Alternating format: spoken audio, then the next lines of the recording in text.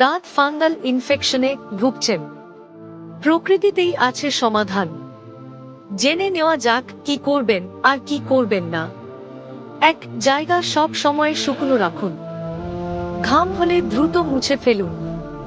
ভেজা কাপড় পরে থাকবেন না, আলাদা তোয়ালে ব্যবহার করুন। 2, নারিকেল তেল। নারিকেল তেলে অ্যান্টি ফাঙ্গাল উপাদান আছে। দিনে 2-3 বার আক্রান্ত স্থানে লাগাতে পারেন। 3, নিম পাতা। নিম পাতা বেটে লাগাতে পারেন অথবা নিম পাতা ফুটানো পানি দিয়ে ধুতে পারেন। 4, রসুন। রসুনে প্রাকৃতিক অ্যান্টি ফাঙ্গাল উপাদান আছে। রসুন বেটে সামান্য নারিকেল তেলের সাথে মিশিয়ে 10-15 মিনিট লাগিয়ে ধুয়ে ফেলুন। বেশি জ্বালা করলে বন্ধ করুন। 5, অ্যালোভেরা। চুলকানি ও জ্বালা কমাতে সাহায্য করতে পারে। জেল দিনে কয়েকবার লাগাতে পারেন।